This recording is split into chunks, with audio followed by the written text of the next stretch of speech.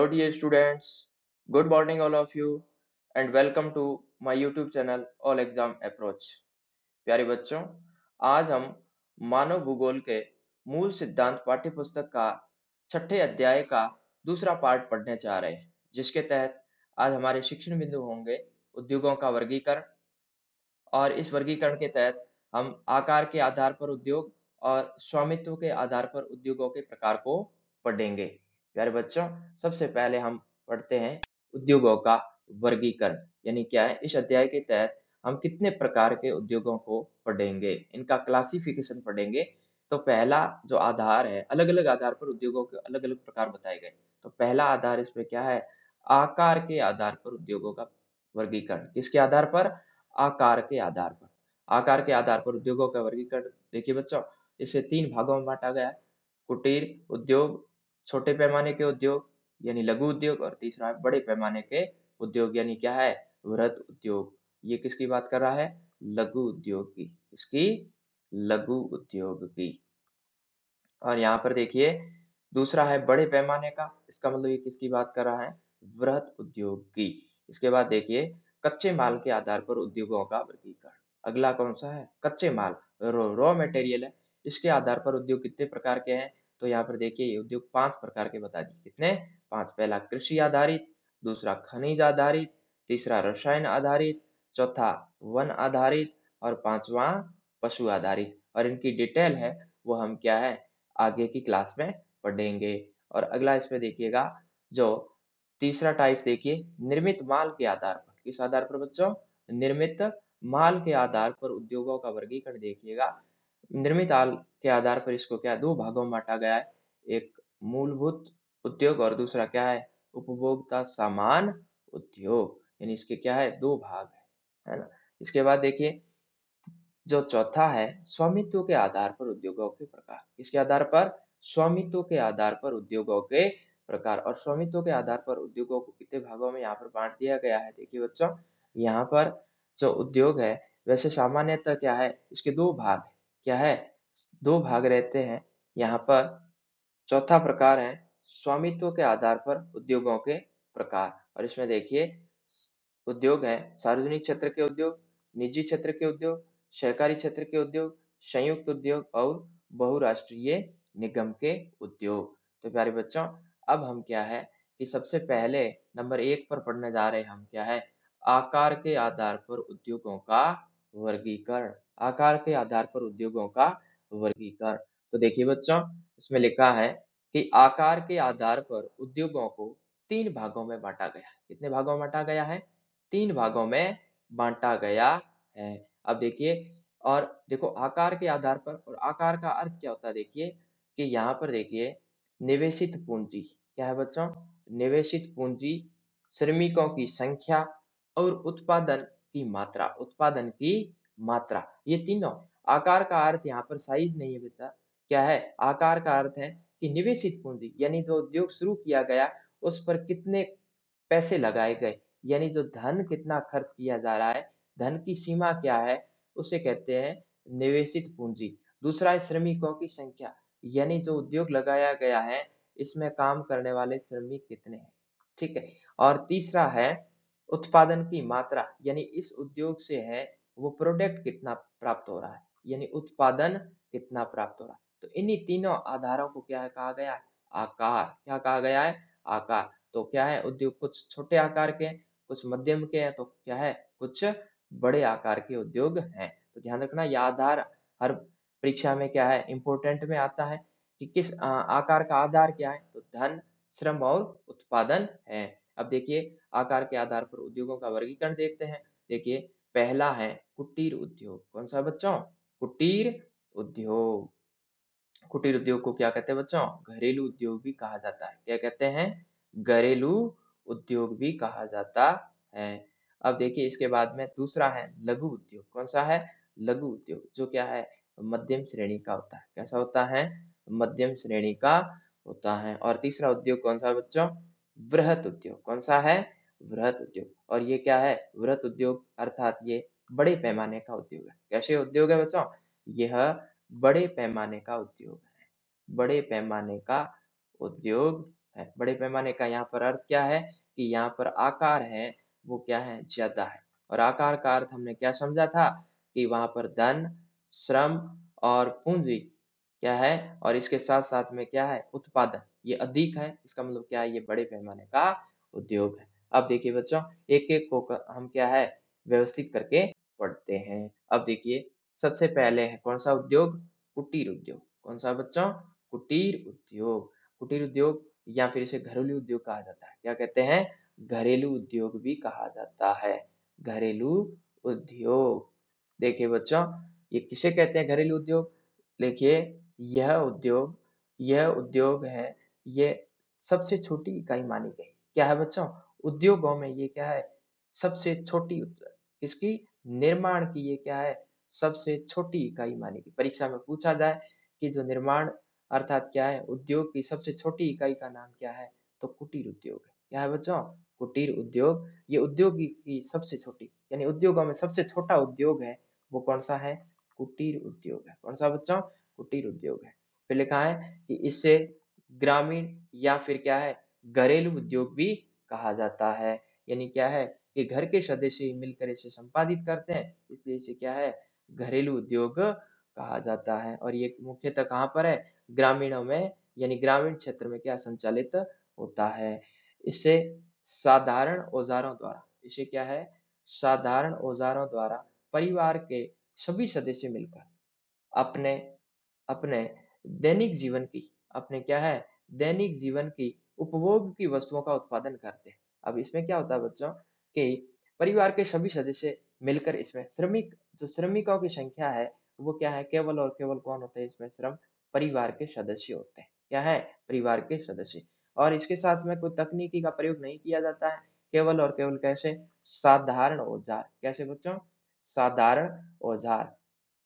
साधारण औजारों से क्या है, यह कार्य संपादित किया जाता है। इसमें जो लिखा है, जीवन के उपभोग की वस्तु, और वस्तुएं कौन सी निर्मित होगी, जो स्वयं के लिए घरेलू उपयोग में आती हो।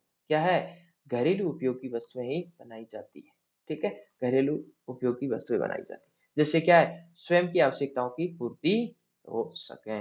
अब देखिए, कुटीर उद्योग के उदाहरण कौन कौन से हैं, देखिए बच्चों, जैसे खाद्यान्न पदार्थ, है ना, खाने की चीजें घर पे बनाना, है ना, फिर कपड़ा, है ना, कपड़े संबंधी कोई वस्त्र इत्यादि का निर्माण करना, है, बैग वगैरह बनाना, इस तरह से। तो बर्तन, छोटे क्या है, लकड़ी के छोटे मोटे बर्तन बनाना, जूतों का निर्माण करना, चटाइयाँ बनाना, मिट्टी के बर्तन बनाना, ये सभी क्या कहलाते हैं बच्चों, कुटीर उद्योग कहलाते हैं। क्या कहते हैं, कुटीर उद्योग कहलाते हैं। इसके बाद देखिए बच्चों, अगला है हमारा लघु उद्योग। कौन सा है, लघु उद्योग। लघु उद्योग में देखिए, यह एक तरह से क्या है, मध्यम श्रेणी का है। कैसा है, यह मध्यम श्रेणी या फिर क्या है, मध्यम पैमाने का उद्योग है। कैसा है, मध्यम पैमाने का उद्योग है। मध्यम पैमाने का उद्योग है। अब देखिए, कहते किसको है, यह कुटीर उद्योग से बड़ा होता है। कुटीर से क्या है, बड़ा होता है। और इसे छोटे पैमाने के उद्योग भी कहा जाता है। इसे क्या है, छोटे पैमाने का उद्योग भी कहा जाता है। और इस प्रकार के इस प्रकार के उद्योगों में आवश्यक कच्चे माल की आपूर्ति आसपास आसपास के स्थानीय क्षेत्रों से की जाती है। यानी जो कच्चा माल चाहिए वस्तु बनाने के लिए, क्या है, आवश्यक क्या है, कच्चा माल जो चाहिए उसकी आपूर्ति है, वो कहाँ से हो जाती है, आसपास के नजदीकी क्षेत्रों से ही हो जाती है। यानी क्या है, बाहर से इसको मंगवाने की आवश्यकता नहीं रहती है। इसका मतलब ये हुआ कि यहाँ पर भी क्या है, यह भी छोटे पैमाने का, कैसा है, छोटे पैमाने। और छोटे पैमाने का अर्थ क्या होता है बच्चों, कि जहाँ पर क्या है, कम धन खर्च करना पड़े। क्या है, कम धन खर्च करना पड़ता है। और कम धन को कहते हैं निवेशित पूंजी। क्या कहते हैं, निवेशित पूंजी। यानी जो इन्वेस्टमेंट की गई पूंजी है वो क्या है बच्चों, कम है। क्या है, कम है। निवेशित की गई पूंजी क्या रहेगी, कम रहेगी। और इसके अलावा इसमें क्या रहेगा, जो श्रमिकों की संख्या वो भी क्या है, मध्य रहेगी। यानी क्या है, सामान्यतः मध्य रहेगी। और इसमें देखिएगा, यहाँ पर जो श्रम है वो कम लगेगा। अगला देखिएगा कि इस प्रकार के उद्योगों में अर्ध कुशल श्रमिकों की आवश्यकता। यानी क्या है कि ये जो उद्योग है इसमें अर्ध कुशल श्रमिकों द्वारा वस्तुओं का निर्माण किया जाता है और इस उद्योग में रोजगार के अवसर है वो क्या है अधिक होते हैं। देखो बच्चों, इसमें क्या है ज्यादा से ज्यादा लोगों को क्या है जॉब मिल जाता है और अर्ध कुशल का अर्थ क्या है कि पूर्णतः जो ट्रेंड नहीं हो और क्या है ऐसा भी नहीं हो कि अकुशल भी नहीं हो, यानी क्या है मध्यम काम आता हो जिसे वो अर्ध कुशल श्रमिक कहलाता है। इसके उदाहरण में देखिए, यह उद्योग क्या है भारत में प्रचलित है, चीन, इंडोनेशिया और ब्राजील में क्या है यह लघु उद्योग प्रसिद्ध है। अगला देखिए, इसके उदाहरण कौन कौन से हैं, जैसे खिलौने हैं, कागज हैं, चमड़ा है, फर्नीचर यानी लकड़ी का सामान बनाना, ये सब किसमें आएंगे बच्चों, ये आपके आएंगे लघु उद्योग में। किसमें आएंगे, लघु उद्योग में आएंगे। अगला देखिए, तीसरा, इसका जो आकार के आधार पर तीसरा है बृहत उद्योग और इस बृहत उद्योग का जो अन्य नाम क्या है, यह बृहत उद्योग है, यह बड़े पैमाने का उद्योग है। क्या है बच्चों, बड़े पैमाने का उद्योग है। बड़े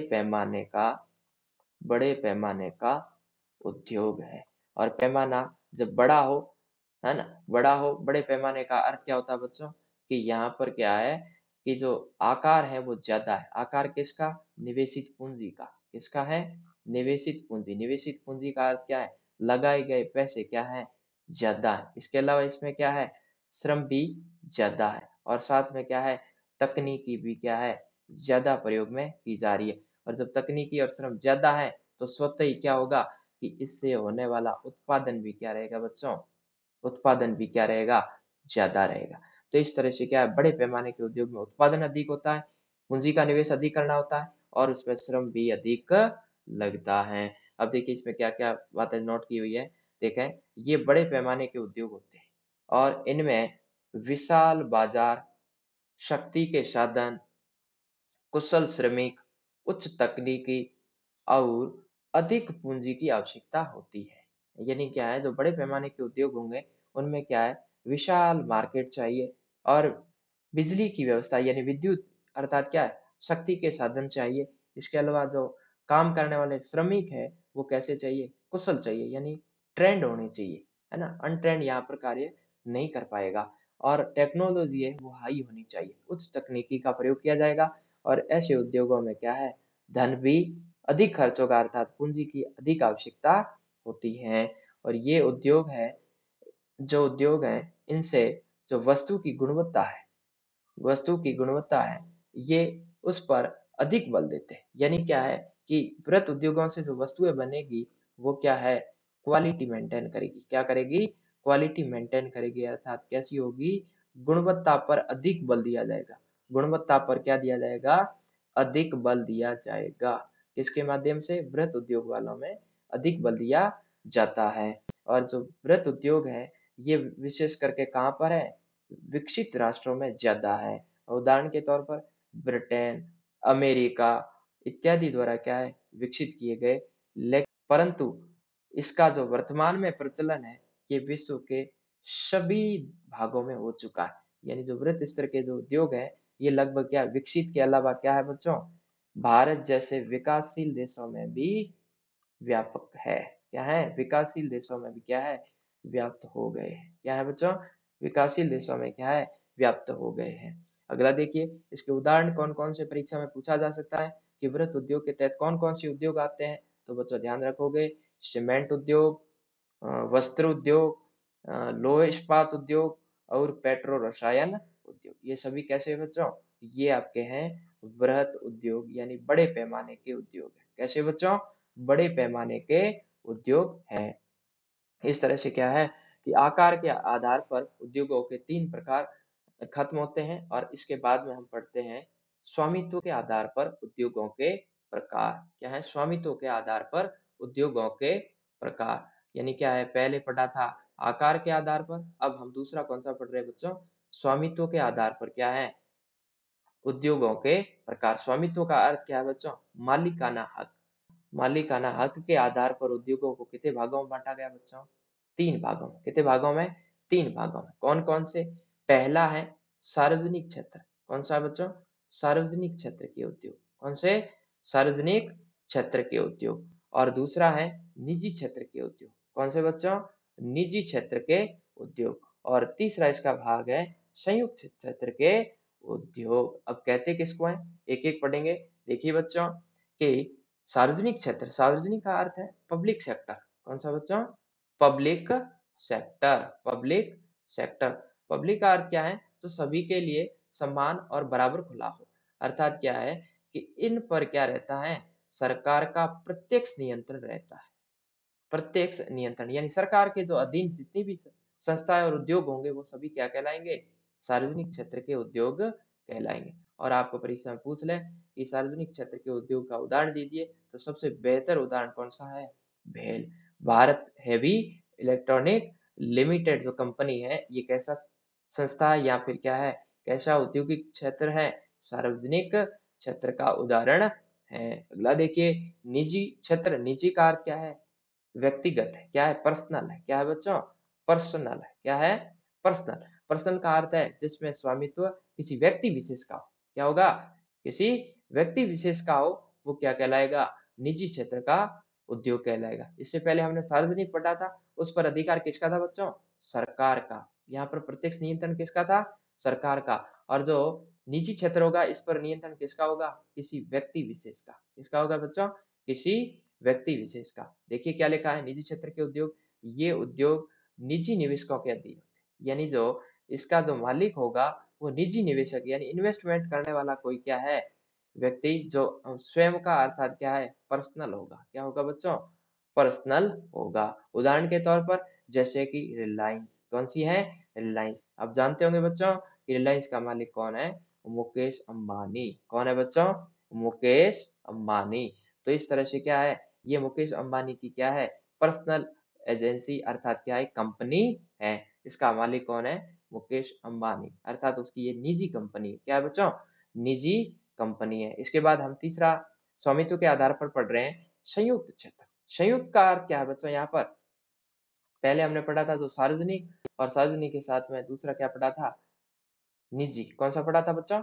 निजी। तो निजी और सार्वजनिक जब एक साथ हो जाएंगे तब उसको क्या कहते हैं? संयुक्त। क्या होता है? संयुक्त। संयुक्त का अर्थ सामान्यतः क्या होता है? जोड़ना यानी सामूहिक। अब सामूहिक कौन हो गया? सार्वजनिक और निजी दोनों मिल जाएंगे तो क्या होते हैं बच्चों? संयुक्त। तो दोनों का मिला जुला रूप जहां मिलेगा उसे क्या कहेंगे बच्चों? संयुक्त क्षेत्र के उद्योग कहेंगे। अब देखिए क्या इसमें लिखा है कि इसके तहत सरकारी, देखिए बच्चों, सरकारी और निजी कंपनियों की भागीदारी यानी पार्टनरशिप, अथवा या तो पार्टनर ही होगी अथवा दो या अधिक, अथवा दो या अधिक निजी कंपनियों की साझेदारी से ये संचालित किए जाते हैं। यानी इसमें क्या रहेगा कि या तो एक सार्वजनिक और एक निजी होगी, या फिर क्या है बच्चों, को, कोई भी दो निजी कंपनियां मिलकर भी उद्योग संचालित कर सकती है, जिसे क्या है? संयुक्त उद्योग कहा जाता है। और यहाँ पर देखिए इसका उदाहरण पूछा जाए परीक्षा में तो आप लिखोगे एनटीपीसी और एसोसिएट। कौन सी? एनसीपीसी, एनटीपीसी और एसोसिएट। यानी एनसी जो आपके एनटीपीसी है और उसके साथ में आपके कौन सी? उसकी सहयोगी कंपनियां। उसकी कौन सी बच्चों? उसकी सहयोगी कंपनियां होगी, तब मिलकर क्या है? संचालित करेगी। उसे क्या कहते हैं? संयुक्त क्षेत्र का उद्योग कहेंगे। तो प्यारे बच्चों, आज हमने उद्योग के दो प्रकार पढ़े, आकार के आधार पर उद्योग के प्रकार, और दूसरा कौन सा पढ़ा? स्वामित्व के आधार पर उद्योग का प्रकार। तो प्यारे बच्चों, यहाँ पर स्वामित्व के आधार पर उद्योगों के तीन भाग पढ़े, सार्वजनिक क्षेत्र के उद्योग, निजी क्षेत्र के उद्योग और संयुक्त क्षेत्र के उद्योग। मैं आशा करता हूँ कि यह पार्ट है आपको अच्छे से समझ में आया होगा। वीडियो देखने के लिए धन्यवाद।